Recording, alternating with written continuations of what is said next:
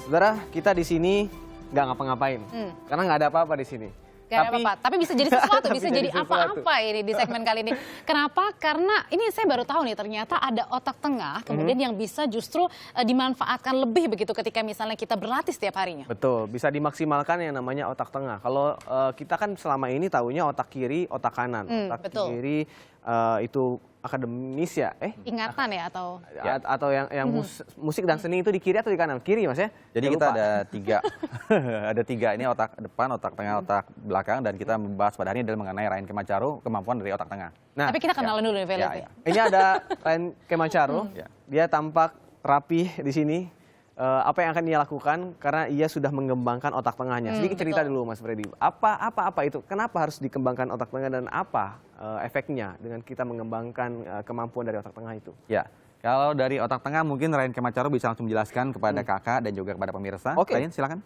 Jadi kalau melatih otak tengah itu membuat kita lebih konsen mungkin dalam mengerjakan sesuatu. Ya bisa meningkatkan intuisi, pendengaran, penciuman, penglihatan. Meningkatkan Lalu- kemampuan indera Ya, yang kita punya. Lalu bagaimana itu bisa caranya digali?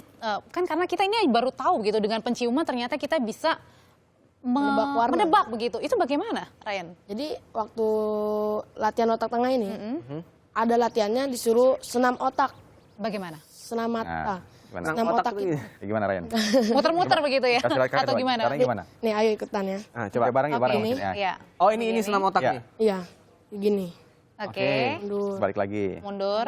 ke depan, balik lagi. Oke. Ya. Gantian jadi telunjuk. Jadi telunjuk. Oh ini tapi tetap nempel Terus semua mundur ya? lagi Jangan begitu. nempel, iya nggak boleh nempel tapi. Oke. Ini jari tengah. Oke. Ini tetap nempel. Oh, Oh, Jadi lain tetap nempel. ini udah mulai agak sulit nih kayaknya. Oke. Ah. Ini jari ini. Oke. jadi gantian. Udah mulai nempel agak lagi. sulit Iya. nih. Oke. Nah, kelingking. Linking. Oke. Udah. Ada lagi yang seperti ini. Oh, oke begini. Gini. Dan itu harus cepat ya. Harus cepat. Oh, ya, nanti. harus Ya. cepat. Dalam Betul. hitungan detik langsung berubah begitu ya. Awalnya mungkin pelan-pelan, tapi lama-lama harus cepat. Lah terus kalau ini kan kita melatih begitu dengan jari begitu ya, Ryan. Tapi kalau misalnya dengan penciuman itu bagaimana Mas Freddy? Ya, jadi masing-masing anak itu berbeda dengan pola penciuman. Ketika dia menebak ataupun mencium dengan panca indera dia, itu ada rasa, ada bau yang berbeda. Jadi tergantung dari respon si anak tersebut. Mungkin kalau seperti Ryan, ada warna yang baunya seperti apa. Ada warna yang baunya seperti apa, anak itu berbeda-beda. Nah, kalau Ryan baunya seperti apa, Ryan? Kalau kartu ya, kartu kan ada hitam, merah. Ya. Kalau merah itu lebih baunya lebih manis. Memang benar bau gitu, masih ada baunya begitu. Ya. Ini agak susah di kita gambarkan ya. Kalau kamu bercerita baunya manis gitu. Ya, ya. Nah yang menciptakan kalau ini baunya manis. Berarti Karena ini kan perspektif artinya itu bisa adalah jadi- merah begitu. Ya. Ini kalau merah saya menciumnya baunya manis. Apakah reaksi dari orang-orang akan berbeda? Ada yang mungkin bilang Ya. manis, ada yang mungkin bau lain. Ya, ya. Ada. Ada. Itu setiap orang beda-beda. Hmm. Ada yang bilang merah itu nggak enak baunya atau hitam yang lebih manis gitu. Jadi respon orang-orang berbeda ya. Betul, betul. Oke. Ada yang menggambarkan merah misalnya nih, ada satu anak itu yang dekat juga, dia mengatakan bahwa ini seperti stroberi. Jadi dia memvisualisasikan seperti stroberi. Lalu ketika dia merasa bahwa putih itu seperti misalnya seperti susu. Jadi Berarti, kembali ke lain-lain, masing-masing anak beda-beda. Berarti bisa kita bilang ini setiap orang memiliki peningatan sekaligus penciuman yang berbeda Ya. untuk kemudian dia diingat begitu Betul ya. sekali, betul. Saya coba menganalogikan Mas Freddy, misalnya otak tengah, berarti otak tengah ini bisa mengkonversi apa yang dicium menjadi intuisi penglihatan. Ya, lebih ke motorik ya. Misalnya Ya. warna putih, saya Ya. cium. Ya, ya. Ini adalah baunya stroberi. Jadi Diingat dari terus visual begitu saya ya? warna putih, ini baunya seperti itu dan itulah fungsi otak tengah begitu. Lebih ke penajaman motorik kalau otak tengah itu, lebih ke indera penciuman, lebih ke penglihatan, lebih ke pendengaran seperti itu sih. Oh. Ya, ya. Oke. Iya, saya- Tujuannya apa nih Mas? Kalau kita untuk melatih selain mempertajam itu Ya, tadi. otak tengah ini kan banyak dilatih. Sebenarnya otak tengah ini di Jepang itu sudah terkenal sudah lama sekali. Mungkin kalau di Indonesia ini ada dalam beberapa tahun ini. Memang belum banyak diekspos oleh media. Tapi pada intinya bahwa ketika anak itu belajar otak tengah, dia akan menambah ketajaman dia, menambah fokus dia, konsentrasi dia, dan juga tentunya ada fungsi-fungsi lain yang membantu si anak tersebut lebih fokus.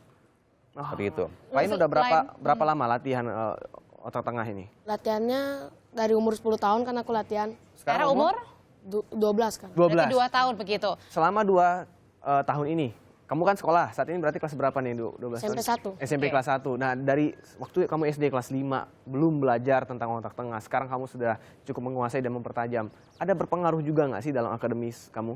dalam Ya. sekolah, dalam sehari-hari itu apa yang paling terasa? Lebih konsentrasi dalam belajar. Lebih cepat masuk kalau menghafal semua pelajaran tuh. Iya. Selain lebih konsentrasi, apalagi yang didapat Ryan? Ya, Nilai-nilai bagus nih. bagus. Iya, betul. Tapi Jauh apa- lebih bagus daripada sebelum berarti- kamu latihan. Berarti artinya selama 2 tahun itu kamu berlatih setiap hari? Setiap hari berapa jam sekali atau tidak harus setiap hari atau seperti apa? Paling kalau lagi ada waktu kosong iseng-iseng latihan. Seminggu kira-kira berapa kali? Bisa sampai 5 kali. Gantung ya. Bisa sampai 5 kali begitu Dan ya? memang saya mempertajam Ryan ini dari segi public speaking dan juga segi untuk menajam. Misalnya saya melatih dia kartu nih. Satu hari saya melatih bisa sampai 1 jam, 2 jam. Dan di saat senggang-senggang aja, jadi nggak harus berpatokan pada harus berapa kali. Tapi pada saat senggang kita duduk berdua, yuk Ryan latihan yuk. Yuk latihan yuk, langsung kita latih. Nah, bagaimanakah hasil dari latihan Ryan untuk mengolah otak tengahnya? Ya. Kita akan coba ya. Bagaimana caranya? Katanya sih kayaknya jadi seperti pesulap dia.